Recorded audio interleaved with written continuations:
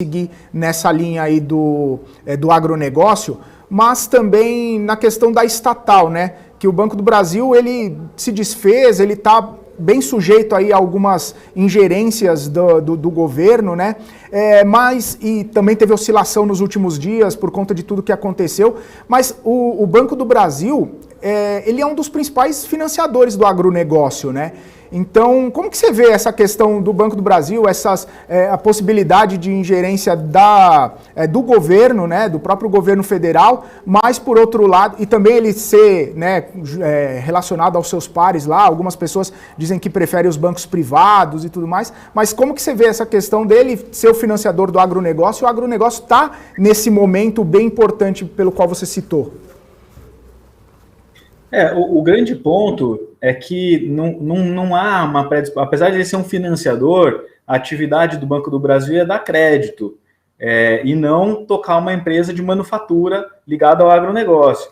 Então, acredito que a principal questão relacionada a isso é que, de fato, não havia um grande interesse. É igual você imaginar uma pequena posição de 0,5% de uma carteira de um fundo, que ele não vai dar uma grande importância para aquela posição, é mais um negócio ali dentro. Então, Kepler Weber, dentro do Banco do Brasil, é praticamente nada. Você não vai dedicar tempo para um negócio tão pequeno e com baixa relevância. Já a parte de crédito relacionada ao agronegócio, essa sim é muito relevante, e aí é a vocação do banco nos últimos tempos, tanto que quando a gente fala de inadimplência, se a gente recordar no ano passado, quais eram os grandes diferenciais que comentavam do Banco do Brasil? O Banco do Brasil está muito mais ligado ao agronegócio, então ele deve ter menos inadimplência do que os PIs privados, Itaú e Bradesco, quando a gente teve o problema lá do corona em março do ano passado.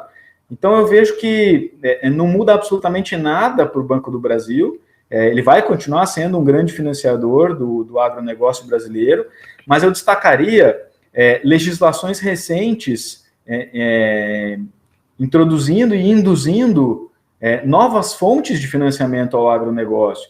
Então, hoje você já tem fundos imobiliários ligados ao agronegócio, você tem instrumentos que foram recentemente regulamentados pelo Banco Central para fomentar o crédito ao agronegócio. A gente vê iniciativas tanto do Ministério da Infraestrutura quanto do Ministério do Agronegócio em buscar funding para o agronegócio. E aí sim eu vejo como algo muito positivo para o agronegócio, a desvinculação e a não concentração e necessidade única e exclusiva do Banco do Brasil. Obrigado. Ô Daniel, você chegou a falar lá, quando a gente estava falando de Kepler Weber, sobre a questão da armazenagem e também algumas questões de transporte, né, de rodovias, de infraestrutura, enfim. Existe uma empresa que você tinha me passado aqui, que é de terras, né, para agricultura, que é a Brasil Agro. Ela também entraria nessa situação que você está comentando? Ela também tem uma boa tese para o investidor? Perfeito. Então, olhando para justamente essa questão do agro, eu vejo que a combinação de Kepler Weber mais Brasil Agro, uma tese ela surfa a melhora da infraestrutura e da armazenagem das propriedades, e a outra tese, via Brasil Agro, é realmente capturar a melhora dos preços dos grãos, capturar a melhora do preço de soja, do preço de milho. Quando você compara hoje a SLC agrícola, por exemplo, o preço da ação da SLC explodiu. E a SLC tem uma grande concentração de propriedades plantadas com algodão, o que não é o caso de Brasil Agro, que é muito mais voltada realmente a grãos. Então, as ações até deram uma oportunidade excelente de compra recentemente, com uma oferta pública em que a Brasil Agro fez, captando um pouco mais de 500 milhões, a R$22 por ação, e o ruído relacionado a isso é que a companhia está fazendo uma aquisição de algumas terras na Bolívia. E aí talvez o mercado tenha ficado com um pouco de medo e falado, poxa, Bolívia não dá, Bolívia é complicado, e aí acabou penalizando as ações. Eu já tenho uma leitura um pouco diferente, isso é muito pequeno dentro do portfólio da Brasil Agro, então em termos práticos de preço, de ativo, o preço da ação não deveria ter contaminado tanto assim, e, obviamente, como a gente falou, o preço dos grãos nos seus níveis históricos, o preço do câmbio também extremamente positivo, é uma forma de capturar essa melhora de grãos, mas também, no cenário em que a gente está discutindo de inflação global, terras agrícolas sempre foram ativos protegidos de inflação. Então, é um ativo hoje que eu vejo como uma combinação de resultado de curto prazo e de um seguro para o futuro relacionado a uma inflação global, dado esse temor aí de Banco Central americano, mantendo a taxa de juros muito baixa por muito tempo, as terras agricultáveis, então, capturam um componente de proteção de patrimônio historicamente. A questão da própria crise sanitária que a gente está passando, né, desde o ano passado, acabou também por influenciar a alta dessas empresas, o desenvolvimento dessas empresas que acabaram, porque a gente sabe que algumas exportações acabaram não podendo ser feitas.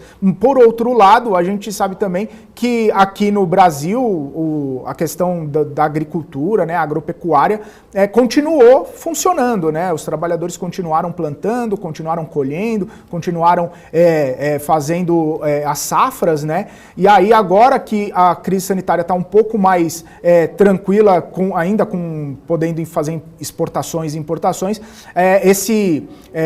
esses produtos puderam ter o escoamento deles. Você acha que essa questão de lá atrás, acabou essas restrições de importações, restrições de mobilidade, isso acabou também influenciando nessa alta dos produtos e também no desenvolvimento das empresas? Não, eu não acredito que isso tenha impactado, não. Tanto que, se você observar lá em fevereiro e março do ano passado, a China era o maior comprador disparado dos grãos. Talvez um pouco nos Estados Unidos, quando teve aqueles eventos mais sérios lá também, mas o fato é que a gente não viu grandes desenvolvimentos assim de interrupções de exportação, não. O que de fato propulsionou o preço dos grãos foi um volume de compras muito grande por parte da China para recompor o plantel de suínos, que, se a gente recordar, teve os problemas lá da gripe suína africana, e isso dizimou um plantel grande. Então já tinha algumas iniciativas de recomposição desses plantéis, e por conta disso a China fez aquisições muito agressivas no mercado de soja, e aí isso acabou acarretando na alta dos preços. Tiveram também as questões lá relacionadas ao governo Trump com a China, de guerra de tarifas. Isso também impactou, porque teve um aumento de tarifa lá por parte do governo chinês, relacionado aos grãos americanos. E adicionalmente a isso, eu vejo também esse impacto do mercado como um todo procurando proteção para a inflação futura. E aí uma busca por commodities de maneira generalizada. Minério, soft commodities, açúcar, petróleo e todos os demais, o ouro e por aí vai. Então, esses três fatores que culminaram com essa forte alta do preço dos grãos. Adicionalmente a isso, eu destacaria um quarto fator, que foi o problema climático do Brasil, iniciado ali por meados de dezembro, em que a safra de soja teve um atraso de plantio. E aí isso, obviamente, quando você atrasa uma colheita, acaba impactando nas colheitas da sequência. Então, você teve um problema de atraso na soja e, por consequência, um potencial atraso na colheita de milho. Então, o preço da soja acabou subindo e o milho foi a reboque, porque a safrinha, eventualmente, pode ser menor do que o que todo mundo esperava. Entendi, maravilha. Daniel, quero agradecer bastante aí sua participação aqui, né? E já deixar o convite que você é sempre muito bem-vindo. Todo mundo aí da CTM Investimentos.